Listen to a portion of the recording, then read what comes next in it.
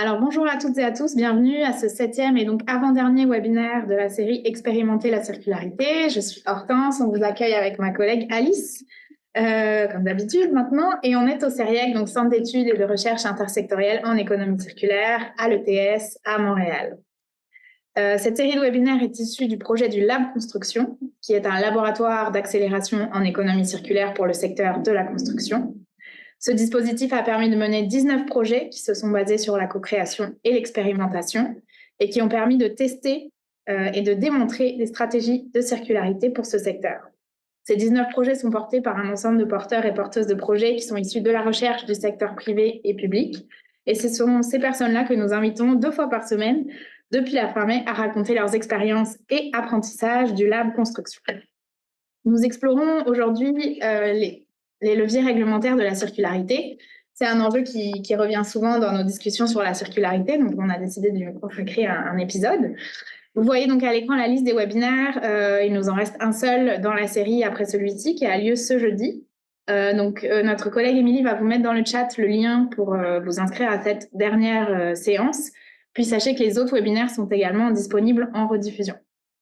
On va vous donner tous les liens tantôt.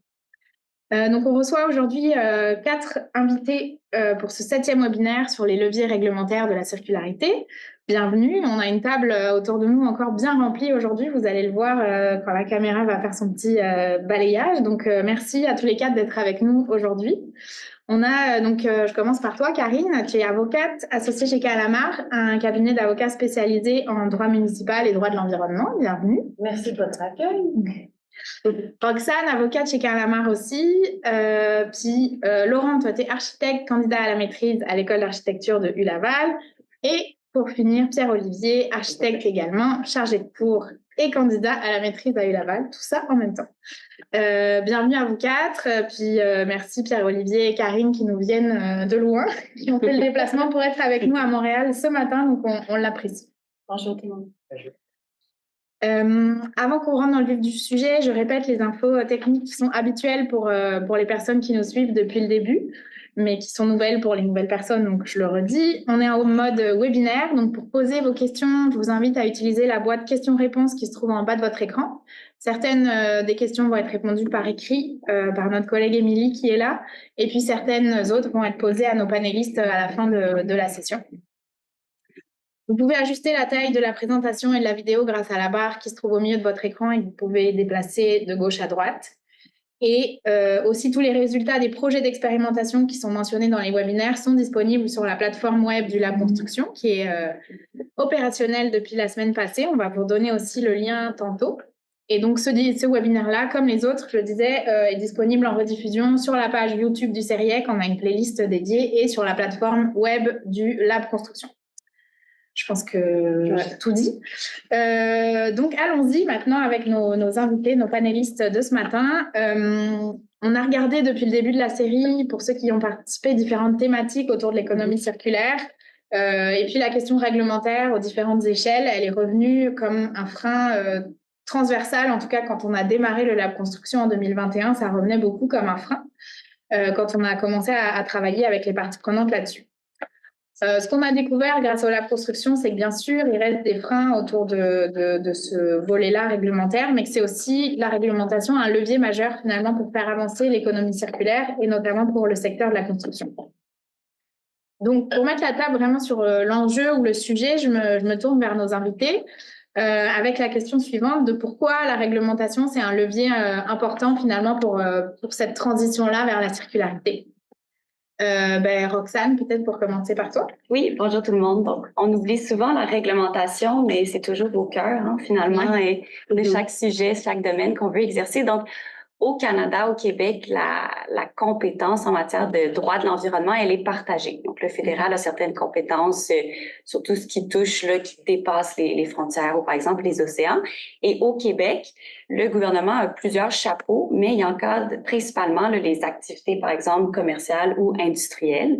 Donc, il va y avoir une loi cadre qui est la loi sur la qualité de l'environnement et qui va venir régir toutes les conditions pour exercer ces activités-là. Donc là, si on veut intégrer l'économie circulaire dans les activités, il va falloir venir moduler, adapter la loi sur la qualité de l'environnement. Merci. Karine? En fait, il y a le palier municipal aussi qu'il ne faut pas oublier. Là. Ouais. Les municipalités sont un gouvernement de proximité. Ils exercent plusieurs chapeaux. Souvent, quand on parle de gestion de résidus du CRD, c'est entre les mains du municipal que c'est géré. Mais également, en tant que gouvernement de proximité, ils ont plusieurs pouvoirs réglementaires, notamment au niveau du cadre bâti, du zonage. Ce sont tous des outils qu'elles ont. Puis suivant cette réglementation-là, elles vont émettre aussi des municipalités, des permis de construction et aussi des permis de démolition. Ce sont des outils de prédilection en matière d'économie circulaire. On l'a vu dans notre projet, puis on va en discuter, je pense, dans d'autres questions. Donc, il y a une foule de possibilités pour les municipalités. Puis l'autre aspect aussi qu'il ne faut pas oublier, elles ont des pouvoirs aussi en matière d'éco-fiscalité parce que les taxes, elles mettent en place des modes de tarification, elles peuvent mettre en place aussi des redevances réglementaires. Et aussi, dans certaines situations, elles peuvent avoir aussi des mesures incitatives, des pouvoirs d'aide qui sont quand même assez limités là, par rapport à d'autres paliers de gouvernement, mais quand même, ce n'est pas à mésestimer en matière d'économie circulaire. Laurent, tu voulais ajouter à ça?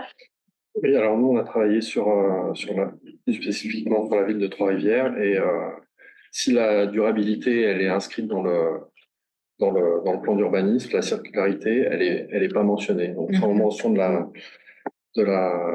l'objectif politique, il n'y a pas vraiment de mesure circulaire en tant que telle. Par contre, on a constaté à travers nos échanges avec les services de la ville qu'il y avait un nombre de mesures qui favorisaient la prolongation de la durée de vie des bâtiments. Il y a notamment l'élaboration d'une politique d'architecture durable qui prévoit un plan d'action avec un volet de durabilité donc, et des objectifs de valorisation de l'existant et de la déconstruction plutôt que la construction. Il y a aussi différentes mesures d'aide financière.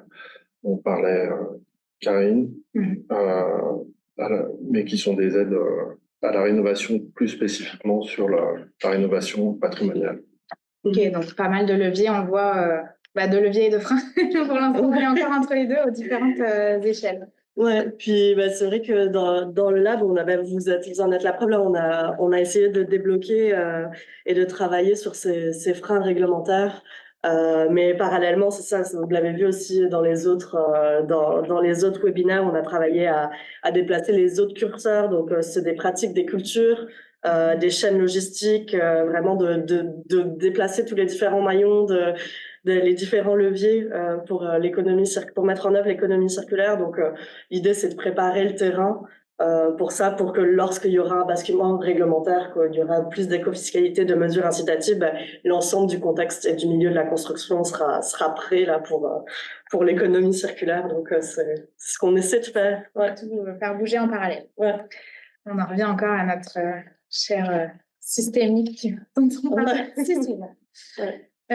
Donc on voit bien que les différents paliers de gouvernement ont leur levier pour agir. Donc si on revient sur le municipal, Karine, vous avez travaillé dans le cadre de la construction avec des villes pour analyser leur capacité d'agir, mais dans le cadre réglementaire actuel, ce qui est vraiment intéressant aussi de dire on n'a pas forcément besoin d'attendre que le cadre change pour agir. Est-ce que tu peux nous en dire un peu plus sur ce projet puisque vous en avez ressorti? Oui, en fait, tout d'abord, dans le cadre du projet, ce qu'on a fait, l'idée, en fait, comme tu l'as indiqué, Hortense, c'était vraiment de voir ce qui se faisait déjà, s'il y a déjà des choses qui se faisaient effectivement, essayer aussi de voir quelles étaient les voies ou les pistes d'action réglementaires possibles pour les municipalités. Par la suite, balloter ça avec des villes, puis par la suite, on en a... pour résumer sommairement, on en a ressorti, entre autres, une liste d'actions possibles. Fait que si on reprend dans le détail un peu plus ce qu'on a fait dans le cadre du projet, le premier élément qu'on a travaillé, c'était vraiment, on a fait un sommaire des mesures réglementaires, d'ailleurs, qui est disponible sur la plateforme. C'est le bon terme, c'est plateforme. C'est ça. La plateforme du Lab, là.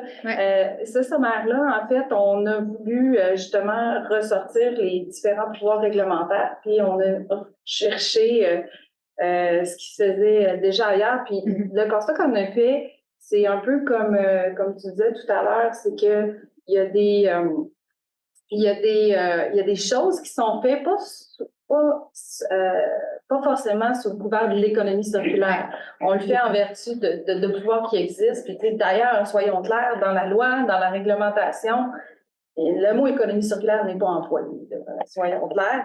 Donc, il faut connaître un petit peu quelles sont les différentes stratégies de l'économie circulaire pour un peu se figurer, ça pouvait avoir cet effet-là ou ça pouvait avoir un effet qui est bénéfique sur ce niveau-là. Donc, on a sorti différentes initiatives qui avaient déjà été mises en place. Quoique la difficulté qu'on a eue, ça se veut pas un sommaire qui est exhaustif parce qu'effectivement, il y a plus d'1 millier, sinon plus, de municipalités au Québec et l'information ne se retrouve pas toujours de façon facile à retrouver. Mais on a quand même recensé quelques mesures intéressantes. Par la suite, on a développé avec l'équipe de projet un questionnaire, puis il y a eu aussi des entrevues qui ont été menées avec Ismaël Oumatra, qui a mené auprès de villes qui ont participé au projet Villes et régions circulaires, là, chapeauté entre autres par Recycle Québec, puisque c'était déjà des villes sensibilisées, intéressées à l'économie circulaire. Donc, on a fait circuler un questionnaire, on a eu des entrevues de 60 à 90 minutes qui ont été menées. Puis, par la suite, ce qui en est ressorti, c'est vraiment, on a pu voir auprès de ces différentes villes-là où elles étaient, est-ce qu'elles avaient déjà des outils réglementaires qui permettaient d'implanter de l'économie circulaire. Là, toute municipalité avait déjà le bon corpus réglementaire, si on veut, pour permettre de mettre en place des mesures. Mais de manière générale, très peu étaient passés à l'action, en fait, aucune, je pense. Là, on était surtout dans la réflexion pour certaines. Donc, on a tenu un atelier avec ces villes-là, puis dans le cadre de l'atelier, on a ressorti une liste des actions possibles. Vous les voyez, je pense, sur la présentation, là, les 4 thématiques qu'on a travaillées dans le cadre de l'atelier, là, relativement aux pistes d'action possibles. Je les renommerai pas, mais c'est quand même intéressant de voir qu'un des outils principaux, comme je disais d'entrée de jeu, c'est le permis de construction et de démolition comme étant un levier. On parle aussi de mesures pour décourager l'enfouissement. Bien souvent, ça participe de l'éco-fiscalité beaucoup dans le cadre municipal. Il y a entre autres favoriser la déconstruction et le tri sur chantier. Puis un des éléments qui est beaucoup ressorti, c'est que les municipalités devaient faire preuve d'abord et avant tout peut-être d'une exemplarité, à tout le moins d'intégrer ça, même si c'est pas parce que c'est un autre projet du lab, là, mais même si c'était une bonne chose pour les municipalités d'intégrer des principes de déconstruction dans leur projet public. C'est ressorti aussi dans notre projet, dans l'atelier qu'on a fait. Puis, une autre thématique qui est intéressante, c'était allonger la durée de vie des bâtiments. Là. Les municipalités ont, entre autres, un règlement sur l'entretien et l'occupation des bâtiments qu'elles peuvent adopter, mais bientôt, là, je pense à compter de l'année prochaine, ce règlement-là sera obligatoire, mais ça peut être un super levier pour éviter justement que le cadre bâti se désintègre.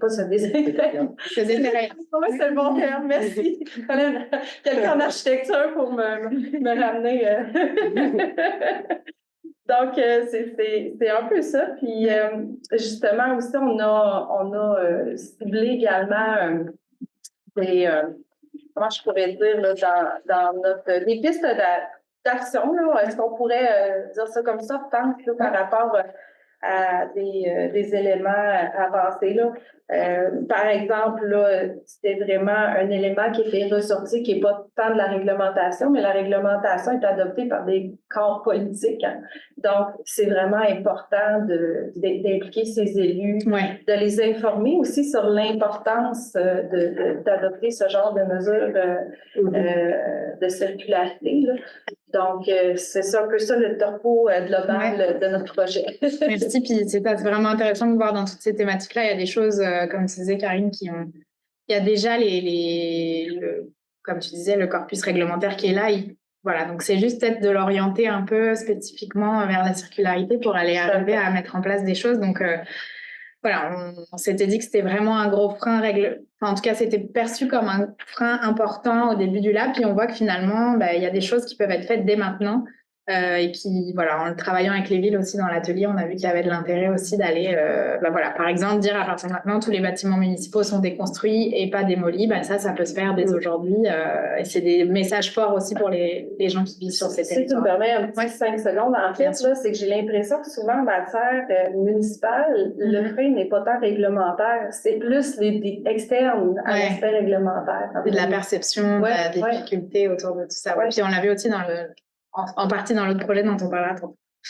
On pourrait en parler longtemps et on va continuer. Merci Karine. Puis on va rester sur l'échelle municipale avec vous deux, donc Laurent et Pierre-Olivier. Comme tu disais, Laurent, vous avez travaillé sur la ville de Trois-Rivières et vous avez analysé justement les permis de construire pour voir est-ce qu'il y a des leviers là-dedans de rénovation ou d'allongement de la durée de vie des bâtiments. Donc Laurent, si tu veux nous présenter un peu l'approche de la recherche, puis tu me dis si je passe pas assez vite les diapos. Je suis ton clicker. D'accord. Donc oui, on a travaillé sur Trois-Rivières, on a travaillé sur un territoire central de Trois-Rivières, le centre-ville, sur une durée de 7 ans, de 2016 à 2022. On a récupéré 2 types de données. On a récupéré des données quantitatives, des informations générales sur la ville et puis donc sur les permis de construire. On s'est rendu compte que la classification de la ville des permis ne permettait pas de tirer un portrait du patrimoine bâti ou de son évolution, et que les services de la ville étaient plus concentrés sur les efforts, sur la procédure d'instruction, l'application réglementaire, donc plus que sur l'analyse de ce qui était effectivement construit. Donc en faisant là je vais passer très vite, mais en faisant un reclassement des permis, on s'est rendu compte qu'il y avait de l'importance des travaux sur l'existant, avec 82% des permis qui sont liés à la rénovation. On a 77, c'est des petits travaux aussi, 77% des travaux sont estimés à moins de $50 000. Et puis, il y a donc une très grosse part de résidentiel, d'intervention sur le résidentiel. Et la deuxième grande partie, c'est l'institutionnel. Donc, non seulement il y a une pratique du maintien du patrimoine bâti en place, dans les faits, mais la possibilité de faire évoluer cette pratique vers la circularité nous apparaît vraiment concrète. Le second type de données était plus qualitatif. On a fait des entrevues dirigées avec les services d'urbanisme de la ville, avec des architectes et des citoyens en se concentrant plus sur un certain nombre d'opérations données. Et ça nous a permis de comprendre comment se déroulaient les opérations elles-mêmes. On a constaté que les enjeux étaient beaucoup moins uniformes et qu'elles dépendaient d'un certain nombre d'enjeux. Donc, on a fait une matrice, on a reconnu en fait 6 enjeux. Je les renommés rapidement: la rentabilité, le réglementaire, les politiques, les valeurs, les savoir-faire et les besoins. Et on s'est rendu compte que c'était vraiment finalement un équilibre qu'il y avait entre ces différentes valeurs qui faisait la qualité au nom d'une opération. Donc, à l'échelle macroéconomique, on a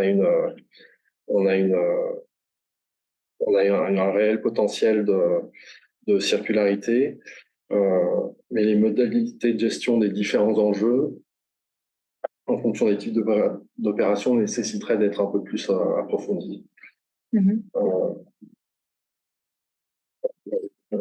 Donc, non seulement la pratique du patrimoine bâti est en place, mais la possibilité de faire évoluer, comme je disais, vers la circularité est vraiment là, quoi. Ouais, super. Merci. C'est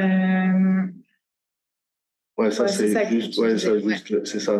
On a repris après la matrice pour essayer de visualiser les différents équilibres entre les différents enjeux. Donc, on a fait ces diagrammes d'accords qui nous ont permis de mieux comprendre comment fonctionnaient les différentes opérations. Parfait. Non, ça c'est... Ouais, c'est ça, je reviens sur la matrice. Donc, est-ce que justement, je t'introduisais, Laurent, en disant que vous avez travaillé notamment en regardant les permis de construire, qui était un des éléments de la liste de Karine. Est-ce que, Pierre-Olivier, vous avez observé justement des liens entre cette liste-là, puisque vous avez vu sur le terrain à Trois-Rivières? Oui, on a remarqué certaines actions, on a répertorié certaines actions, mais elles sont toutes incitatives. Hein. On s'entend, là, on est vraiment dans la capote, il n'y a pas vraiment de bâton encore. Ouais. Le plan d'urbanisme, comme Laurent disait, ne contrôle pas la circularité, puis ne contrôle pas non plus la revalorisation des bâtiments. Ouais. À Trois-Rivières, puis comme dans plusieurs grandes villes québécoises en région, on est encore dans une logique d'implantation ou de transformation du milieu de la périphérie. En fait, on construit la périphérie, on requalifie peu les centres urbains. Ouais. À Trois-Rivières, le périmètre urbain offre encore une réserve de terrain pour 50 ans. Donc, on n'est pas du tout dans cette logique-là. Au contraire, c'est plutôt les intervenants qui viennent d'ailleurs. Donc, par exemple, les promoteurs de Montréal ou de Québec qui ont une logique totalement différente où eux, ils voient l'opportunité de revoir le centre-ville de Trois-Rivières parce que, comparativement au grand centre urbain, ça coûte beaucoup moins cher. Donc, il y a un incitatif financier à retravailler là parce que toutes les infrastructures aussi sont là. Alors qu'en périphérie, il faut les construire. La préservation du patrimoine, du bâti de base, c'est pas un objectif en soi, sauf pour les biens patrimoniaux où là, on sent qu'il y a une certaine volonté, mais encore une fois, on n'est pas dans une logique, on est plus, dans une logique de valeur que dans une logique de circularité. Ouais. Les propriétaires des biens classés avec des valeurs supérieures bénéficient de subventions de la Ville ou du ministère de la Culture, tout dépendant le niveau de classification. Pour la rénovation ou la transformation, il y a aussi la Ville a mis en place, après la COVID, des subventions pour ramener les bureaux au centre-ville, donc de transformer les espaces à bureaux, soit pour mettre de nouveaux usages. Ça aide aussi notamment à revitaliser le centre-ville, mais encore une fois, on est toujours dans une logique économique, jamais dans une logique de circularité comme nous, on peut l'entendre en tant que chercheurs. Les services d'urbanisme aussi, comme Laurent disait, beaucoup axés sur le service aux citoyens. Ils ont développé plusieurs approches pour faciliter, dans le fond, l'émission des permis. Dans le fond, il était super fier de nous dire qu'il y avait des permis 60 minutes. Donc, les gens arrivent avec des fois un croquis sur un bout de napkin. Les agents traitent le tout, puis les gens partent à la maison avec leur permis. Donc, on est vraiment dans une logique de service à la clientèle. On n'est pas dans une logique de planification. Il y a aussi, on a mis le service en ligne durant la COVID pour éviter que les gens viennent. Puis, on a aussi développé des fiches illustrées pour aider les citoyens à rénover leurs bâtiments pour éviter d'embourber la machine administrative. Pour eux, c'est comme une manière d'assurer un certain contrôle puis que le cadre bâti conserve ses qualités sans nécessairement devoir passer devant le CCU, par exemple. Mais bon, je terminerai en disant que les notions de circularité ne sont pas mesurées parce qu'ils ne sont pas inclus au plan normatif. Karine en a dit un mot précédemment. Il n'y a pas de valeur ajoutée actuellement à conserver l'existant, sauf s'il s'agit d'un bien classé. Les architectes rencontrés dans nos entrevues nous ont aussi indiqué que les leviers qui avaient été mis en place par l'administration pour les petits projets devenaient des freins pour les très grands projets parce que malheureusement, quand vous avez un projet d'envergure, par exemple, démolir une église pour construire des logements, c'est pas du tout la même échelle, c'est pas du tout les mêmes intervenants, donc forcément, il faut adapter les pratiques. Ok. Est-ce que tu voulais nous parler des exemples ou pas? Oui, en fait, on a mis 2 exemples. Le premier, en fait, ce qui est super intéressant, c'est que vous avez un entrepôt qui a été transformé où on a placardé les fenêtres. C'est un ancien édifice administratif, puis en fait, on présume attendez. Oui, c'est ça. On présume que l'administration a facilité l'émission du permis, sachant que c'était une opération qui était réversible. Donc, c'était facile pour eux de venir retirer les panneaux, puis une fois que l'usage pourrait changer, on remet les fenêtres, tout le monde est content. Et on est vraiment dans une logique de rentabilité à court terme. Donc, l'idée étant de faire de l'argent rapidement, ou plutôt son investissement rapidement. L'autre exemple après, c'est en fait un autre exemple où la Ville a proposé des mesures de facilitation réglementaire, donc de changer le zonage ou d'assurer que l'intégration du nouvel hôtel dans 2 bâtiments existants allait être facilitée par ces règlements parce que c'est un projet qui était super intéressant, c'est situé au centre-ville et on requalifiait 2 immeubles patrimoniaux pour pouvoir les occuper à nouveau. Donc, la Ville peut à la fois, des fois, faciliter des interventions qui sont réversibles, mais des fois aussi s'investir davantage. Merci. Plein de pistes aussi là-dedans. Karine, tu as une réaction autour de tout ça? Qu'est-ce que ça t'évoque? En fait, c'est super intéressant, mais ça met en lumière aussi qu'il faut adapter, oui, la réglementation, mais d'un autre côté, moi, ce que je retiens beaucoup, c'est ce que je disais, les éléments qui sont plus externes à la réglementation, il faut une volonté aussi du politique, puis il faut mettre en place des éléments pour justement adapter aux petits, aux grands projets. Oui. Et puis aussi peut-être de s'assurer qu'au sein de la ville, tout se connecte aussi. Oui, ben effectivement, parce que justement, ce qu'on a constaté, nous aussi, dans notre projet, c'est que l'urbanisme et l'environnement, ce n'est pas forcément le même service. Les gens n'agissent pas sur les mêmes plans. Donc, ce serait peut-être qu'il y ait davantage de synergie au niveau de ces services-là également. Donc, d'être plus aussi dans la planification. Oui, tu le disais, ça va dire. Alice, tu voulais réagir là-dessus? Oui, tout à fait. On voit dans le projet de Trois-Rivières notamment que l'idée aussi le service d'urbanisme peut vous aider peut aider en tout cas les municipalités à atteindre leurs objectifs de réduction de CRD. Puis c'est une piste que vous avez observée là pour le projet de Trois-Rivières. C'était dans vos objectifs initiaux, mais finalement la disponibilité des données a fait que vous n'êtes pas arrivé à là, mais justement de voir comment les mesures en urbanisme pour prolonger la durée de vie du bâtiment viennent réduire la production de résidus de construction et démolition, la génération puis la quantité qui est finalement enfouie. Donc c'est directement le lien entre le lien finalement entre le service d'urbanisme puis l'impact sur l'environnement, et créer ce lien-là entre ces deux services-là, ce serait une manière de le faire. Ouais. Puis justement, tu fais ce lien-là qui est important parce qu'on l'a vu au cours de nos webinaires précédents aussi, on aura beau faire toutes les rénovations les plus circulaires possibles, on se retrouve toujours finalement en bout de chaîne avec des résidus de TRD. Donc, il y a un enjeu de gérer ces résidus-là. Et puis, ça, c'est une compétence qui retombe plutôt sur le palier provincial. Donc, Roxane, c'est là-dessus, toi, que tu as travaillé avec l'équipe de Calamar et aussi Karine, puisque, comme je le disais tantôt au début du lab, la réglementation, et notamment provinciale, avait été vraiment identifiée comme un frein assez transversal tout au long de la chaîne de valeur dans le cadre de la construction. Donc, on a voulu aller regarder ça de plus près, puis c'est ça que vous avez fait. Alors, est-ce que tu peux me dire finalement ce que vous avez... excusez. Oui, tout à fait. Désolée, on va devoir peut-être naviguer un peu dans les diapos, c'est pas grave, on va s'en sortir. Il n'y a pas de problème. Il y a plusieurs liens à faire aussi entre les différents projets. Ouais. Là. Je retiens, là, Pierre-Olivier, de votre projet, là, le manque de vision à long terme, l'absence de logique de circularité. Là, je trouve que ça résonne aussi dans notre projet au niveau provincial. Donc, nous, en effet, Hortense, comme tu l'as bien dit, c'est que les CRD, donc les résidus de construction, au niveau de la loi sur la qualité de l'environnement, ils font partie d'une grande catégorie qui s'appelle la matière résiduelle.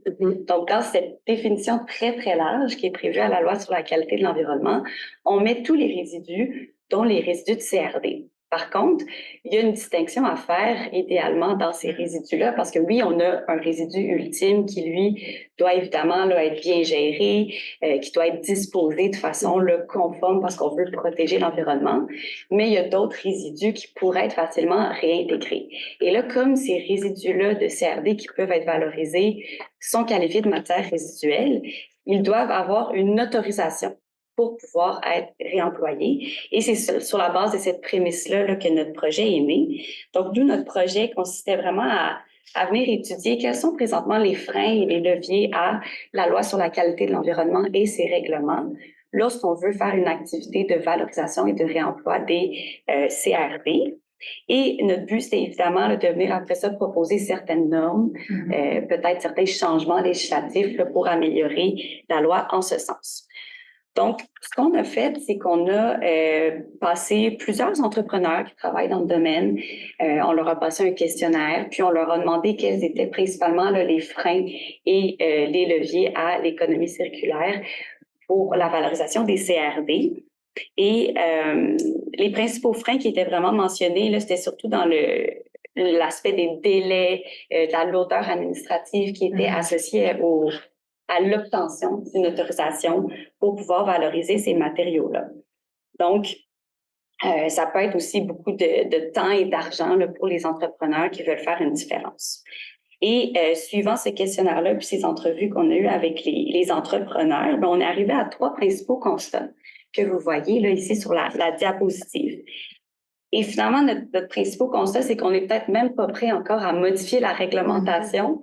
Il faut d'abord vraiment venir à l'interne optimiser le processus administratif qui vient là, émettre, qui vient rendre, qui vient délivrer là, les autorisations. Alors, selon nous, pour assurer, parce qu'il y avait aussi une certaine incohérence hein, quand on passait en entrevue les différents entrepreneurs pour qui certains matériaux, par exemple, étaient plus facilement autorisés à être valorisés alors que d'autres matériaux l'étaient moins. Donc, ce qu'on suggérait, c'était vraiment de venir créer là, une équipe au sein du ministère de l'Environnement, qui est l'organisme responsable de délivrer les autorisations, des gens qui seraient vraiment spécialisés et qui auraient une connaissance un peu plus accrue là, par rapport à comment les matériaux peuvent être valorisés et quel peut être tout l'apport de ce réemploi-là.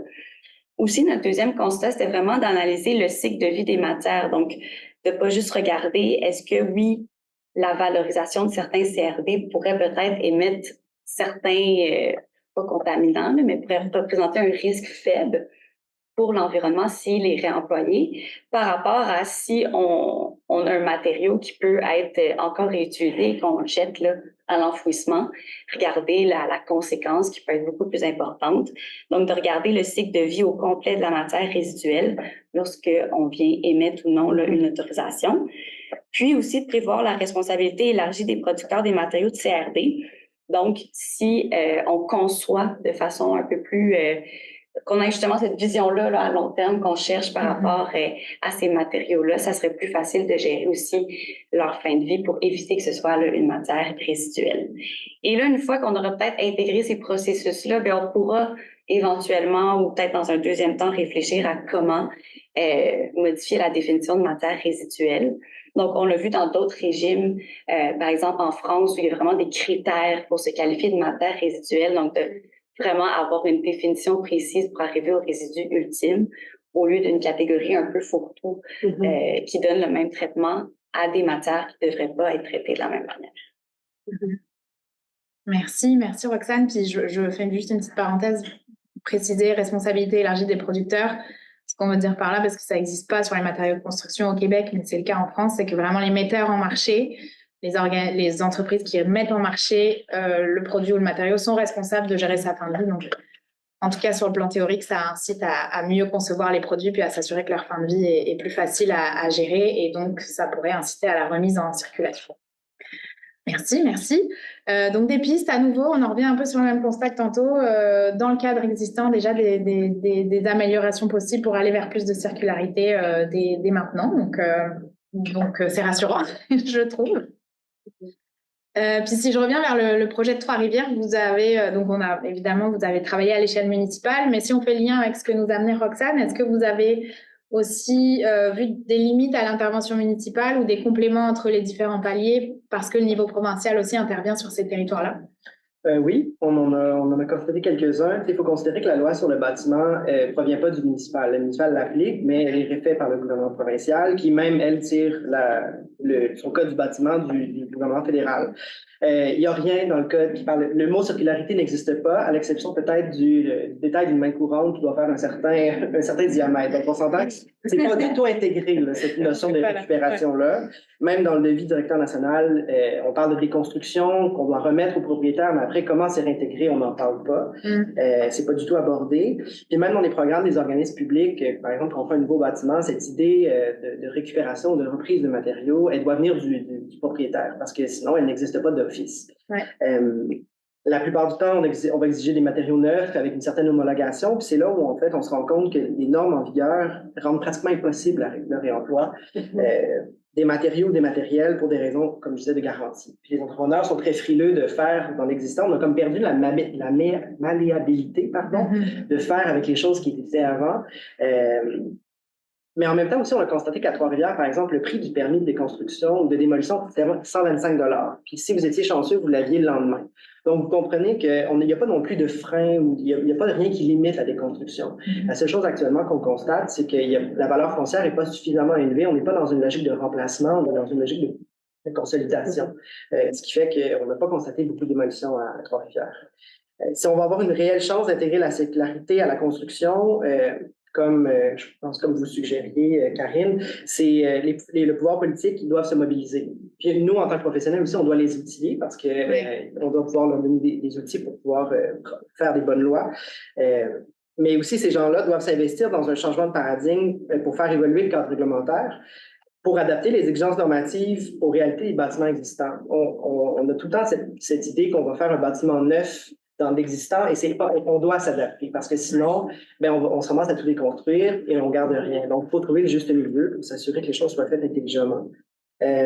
La circularité, elle doit être portée par nos élus pour que le principe percole dans nos lois. Puis, ça doit aussi devenir un objectif politique parce que tant que ça ne sera pas clairement énoncé, malheureusement, on risque d'être un peu déçu comme professionnel.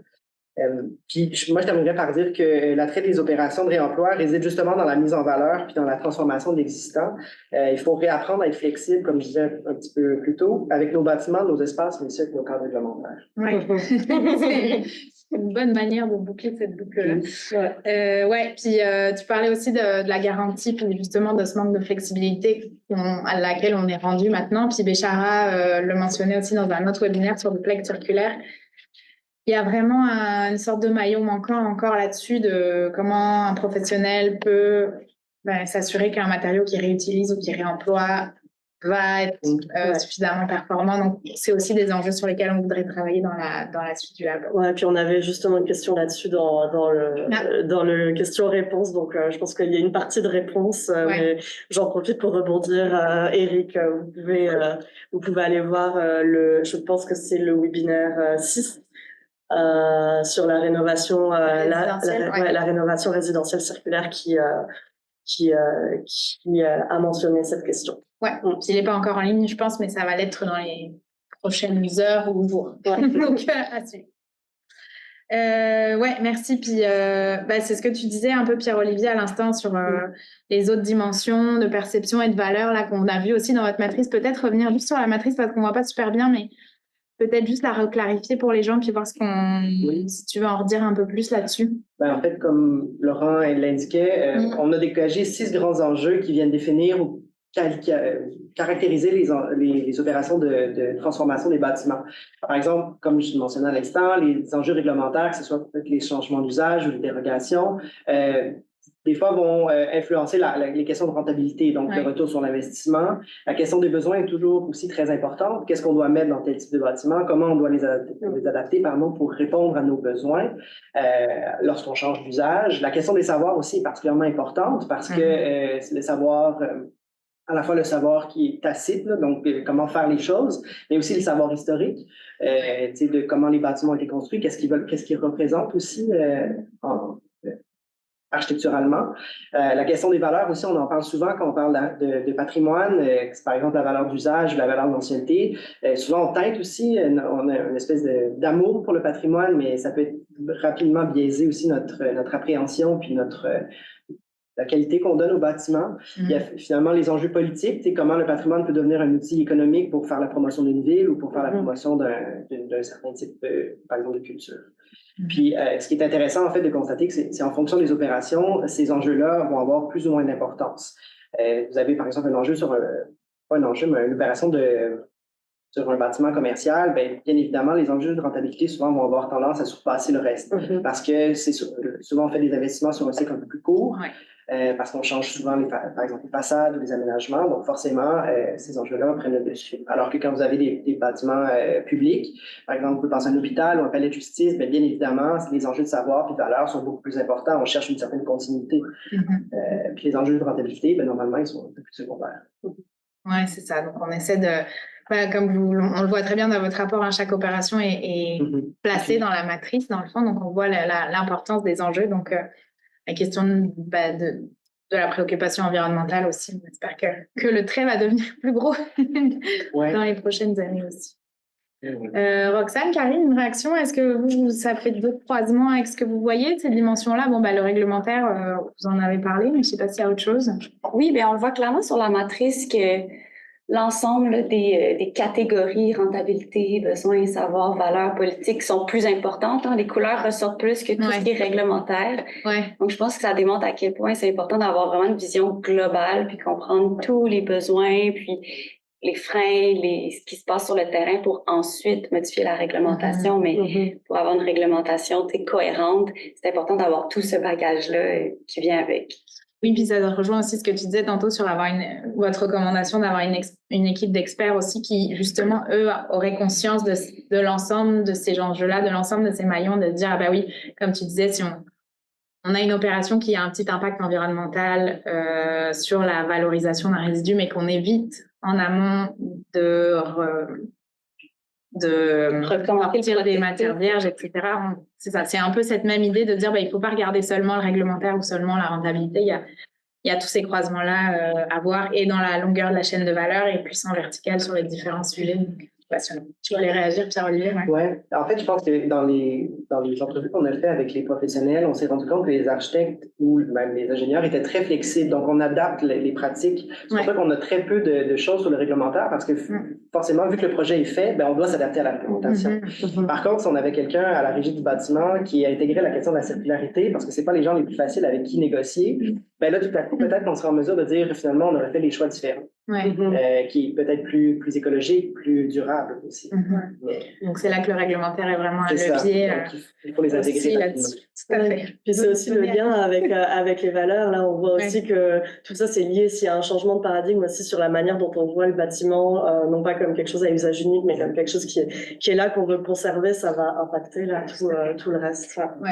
En fait, le réglementaire, c'est l'outil, là, puis c'est l'outil, le meilleur outil, faut le développer en fonction de nos besoins, puis d'être capable justement de regarder là, sur quel aspect on veut venir axer. Donc, si ça rejoint ce que vous dites sur le politique, puis d'aller outiller peut-être les élus aussi qui donnent cette direction-là, puis qu'ensuite les outils vont se développer en fonction de cette direction circulaire. Bien, merci beaucoup. Il nous reste pas mal de temps. Je pense qu'il y a quand même quelques questions dans la boîte. Je sais pas, Alice, si tu veux en citer quelques-unes. Ouais, justement, je pense qu'on a parlé un peu de carottes et de bâtons. Mais il y a une question un peu à l'inverse. Mais est-ce qu'il y a des règlements qui empêchent la déconstruction ou le tri à la source, ou bien c'est un peu un flou? Est-ce que en fait, Pierre-Olivier l'a dit, le code du bâtiment, dans certaines situations, je pense qu'il y a des normes qui peuvent empêcher tout simplement ou être un frein important là, à la circularité. Autrement, pour dire est-ce qu'il existe des règlements qui interdisent complètement ou non, en fait, c'est parce que c'est juste pas adressé actuellement. Ce vocabulaire-là n'est pas intégré dans la réglementation, cette façon de voir les choses-là. C'est ça principalement, je dirais, le frein en matière réglementaire. Mais il n'y a rien qui interdit d'inclure la circularité dans la réglementation. Là, c'est vraiment dans les pratiques, dans l'intégration. Peut-être que le contexte ne le permet pas, mais il n'y a rien de réglementaire. Non, c'est ça.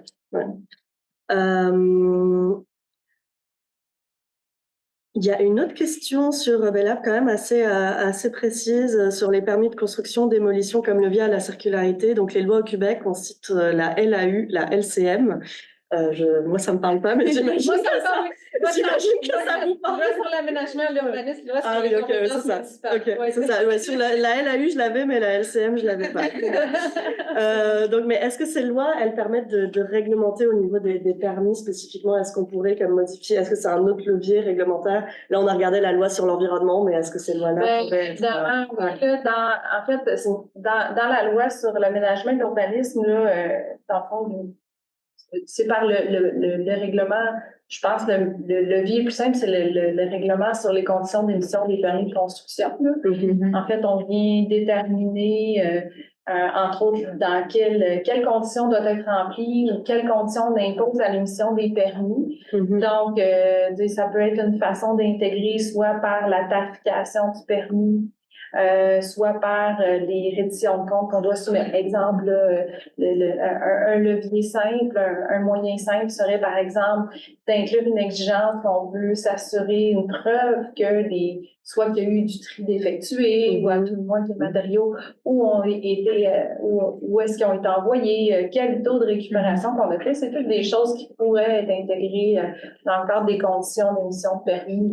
Donc, je pense que le terreau est fertile, là, puis c'est juste d'y aller de quelques actions, puis ça peut faire une différence. Je pense que surtout, moi, ce que je trouve intéressant, c'est que vous, là, il y a eu une problématique à Trois-Rivières dans le traitement des données pour être capable. Fait que ça permet ne serait-ce que d'aller chercher de la donnée pour éventuellement mettre en place d'autres mesures, aller plus loin.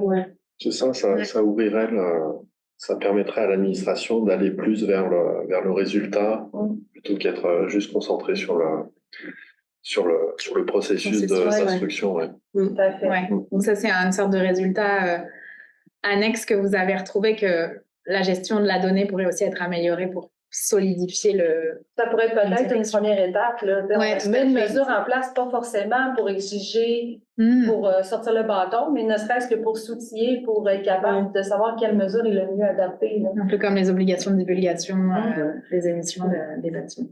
Puis Marco, en complément, qui posait cette question-là, il y a des exemples dans le sommaire des mesures réglementaires qui a été rédigé par Canamar dans la plateforme donc il y a des exemples de villes qui ont mis en place ce type de mécanique.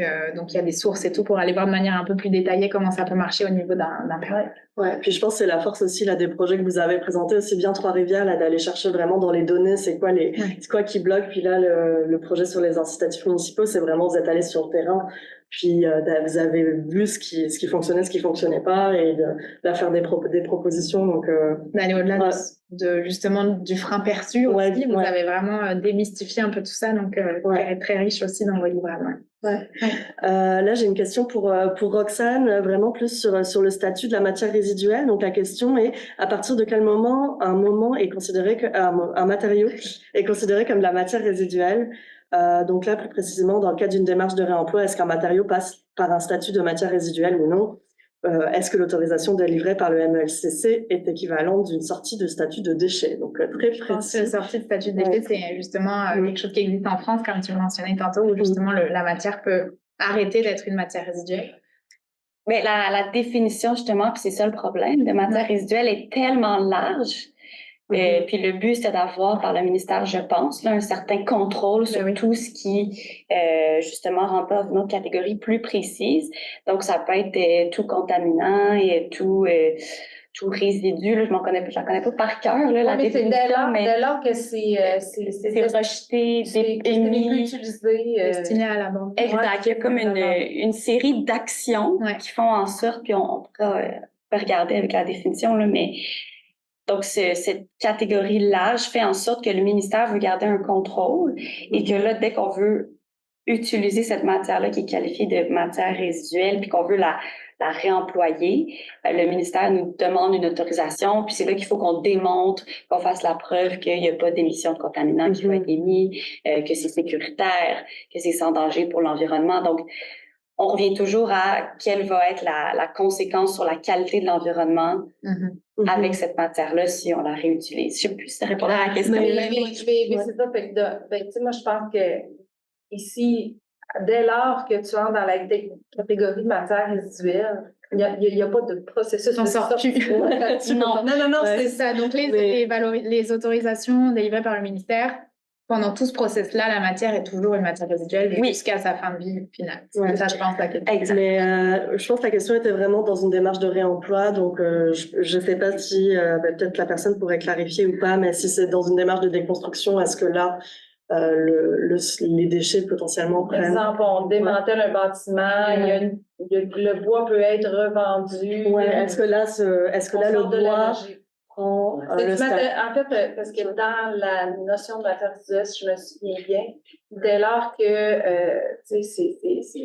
je pense pas que ça sorte de ce statut-là. Mhm. Mais le réemploi est autre chose, là, mais Ouais, ok. c'est pas forcément régi comme la revalorisation. C'est ça, ça sort de cadre de. Parce qu'il n'est pas destiné à l'abandon, dans le fond, s'il a une deuxième vie qui l'attend. C'est peut-être ça le levier. Ouais, c'est peut-être ça, effectivement. Dans le fond, c'est qu'on va t'autoriser à l'utiliser. Puis là, une fois que tu vas l'avoir réemployé, là, après ça, il va retomber dans la catégorie de matière résiduelle quand il va être justement redémantelé à nouveau. Donc, c'est comme un cercle vicieux. Ouais. Circulaire aussi. On a une question aussi. Donc, avez-vous des recommandations pour une institution qui fait des travaux de construction pour se préparer dans la gestion CRD en attendant le changement réglementaire? Donc, Stéphie, je vous invite à vous inscrire justement au webinaire de jeudi qui va précisément parler de ça, ou bien vous pourrez le revisionner une fois qu'il aura été enregistré, il sera disponible sur notre plateforme aussi. Mais donc, on va vraiment parler de ces enjeux-là, que ça soit du tri sur chantier, donc pour la gestion des CRD, puis différentes possibilités justement de comment mieux gérer, comment des institutions peuvent mieux gérer leur CRD. Donc, on vous invite à vous inscrire à ce webinaire. Voilà. C'est bon? Ouais. Ok, parfait. Bah, merci beaucoup pour les questions-réponses. S'il y a des choses, je m'adresse aux participantes, s'il y a des choses sur lesquelles vous avez besoin d'être dirigé vers certaines ressources ou vous ne trouvez pas la réponse ni dans les webinaires précédents ni dans le dernier, vous pouvez nous contacter par courriel. Émilie va vous mettre nos coordonnées dans le chat, Alice et moi, donc n'hésitez pas à vous écrire, on est au bout du fil là-dessus. Voilà, on s'amène tranquillement vers la fin de notre webinaire 7. Donc le 8, Alice le disait à l'instant, c'est donc jeudi, puis on va vraiment essayer de boucler les boucles en finissant par la fin de cycle justement de ces résidus-là. On l'a vu, on a vu dans les webinaires précédents qu'il y a plein de travail qui peut être fait en amont, mais on a vu aussi aujourd'hui que quoi qu'il arrive, et jusqu'à ce qu'on soit à une circularité totale, on aura toujours des résidus à gérer. Donc on va regarder un peu sur comment les réemployer, les valoriser, les gérer au mieux, ces résidus-là, avec plusieurs exemples, plusieurs invités. Donc, ça s'en vient jeudi à 11h. Émilie, notre collègue, va aussi vous mettre le lien pour vous inscrire directement à ce webinaire-là, puisque c'est le dernier. On l'a mentionné plusieurs fois. Si vous souhaitez retrouver donc l'ensemble des ressources, des outils, des documents, dont ceux dont on a parlé aujourd'hui, et les études de cas de Trois-Rivières, le sommaire des mesures réglementaires, notamment de Karl Lamar, sont là-dessus. Donc, c'est notre plateforme de diffusion de l'ensemble des ressources qui s'appelle constructioncirculaire.com. Donc, elle est mise en ligne depuis la semaine passée. Donc, c'est une version bêta qu'on continue d'améliorer tranquillement. Mais en tout cas, vous pouvez chercher, donc vous voyez la copie d'écran qui s'affiche là, vous pouvez chercher en fonction de certains filtres et du type de ressources que vous voulez aller consulter. Il y a aussi une recherche par mots-clés. C'est une plateforme qu'on a pu mettre en place grâce au soutien de la Ville de Montréal et du ministère de la Culture dans le cadre de l'entente de développement culturel. Donc, c'est ça, c'est là, il va aller voir, puis dites-nous s'il y a des enjeux, mais on espère que ça va vous permettre de retrouver les ressources dont on a parlé. Pour le mot de la fin, je me retourne vers nos invités. Comme vous le savez, si vous nous avez suivis dans les webinaires précédents, on a un peu ce petit fil rouge qu'on aime bien maintenir, qui est que notre titre de série s'appelle « Expérimenter la circularité ». Donc, on demande un peu à nos invités qu'est-ce qu'ils retiennent, vous, qu'est-ce que vous retenez de votre expérience au sein du Lab Construction, dans le fond. Voilà, c'était même une expérimentation. On a un peu testé des nouvelles choses, donc je voulais savoir ce que vous en avez retenu les uns et les autres. Je ne sais pas qui veut se lancer. En un mot ou deux. J'ai allé. Ça a l'air que c'est ton tour. C'était une super expérience de co-création. Ouais. Vraiment très intéressant. Merci. On espère qu'il y en aura d'autres. Pour moi, c'était vraiment l'importance de la multidisciplinarité. Ce que chaque domaine peut apporter comme force. Oui, puis ça, on l'a vu vraiment dans plusieurs des projets. Là, ça s'est pas mal enrichi en multipliant les compétences. Ouais, puis dans la discussion, on voit aujourd'hui aussi comment les deux projets d'aller un peu plus dans la technique, l'architecture, puis la loi viennent se complémentariser. Complémenter. Tout à fait. Alors là, c'était le potentiel, en fait. Ouais. Moi, je ne m'attendais pas à ce qu'il y ait autant de travaux de rénovation. que le potentiel de circularité soit déjà là. Ça a été la révélation. Ouais, c'est rassurant quand même. Tout à fait. On part pas de si loin finalement. Ouais. Oui, il y a beaucoup à faire, par exemple. Oui, Merci. C'est ça qu'il y a dans le mot potentiel quand même. Ouais. Merci, Pierre-Olivier. Moi, ce qui me fascine encore, c'est à quel point c'est, un peu comme Laura, il y a du potentiel, puis en voyant tous les autres projets, c'est de voir à quel point c'est beaucoup plus large que nous, beaucoup plus large que notre domaine. Ouais. Et oui, il y a l'architecture des bâtiments, c'est une chose, mais que ce soit réglementaire, ou même dans les possibilités dans les chantiers de construction avec M. Poirier, c'est super intéressant. Mais effectivement, il y a beaucoup de travail à faire. Ouais. Mais au moins, on est là pour ça, puis je pense que si les politiques ont embarqué, ben, ils vont trouver des alliés sur le terrain facile. Ouais, ça c'est intéressant aussi. Je pense que le lab a aussi révélé toute cette grappe de gens qui est prêt à y aller, puis qui se lèvent pour faire changer ça. Lève la main, ouais. C'est super. Ouais. Ouais. Merci beaucoup pour ces beaux mots. On va les ajouter à notre collection. Il y aura une surprise dans le dernier webinaire. Donc, ouais, À suivre. à suivre. Donc, merci beaucoup à nos invités, Karine, Pierre-Olivier, Roxane, Laurent, merci d'avoir été là. Merci à Karl et Émilie en technique qui nous ont bien soutenus comme d'habitude. Puis on se retrouve jeudi donc pour le dernier webinaire de la série. Merci tout le monde. Merci.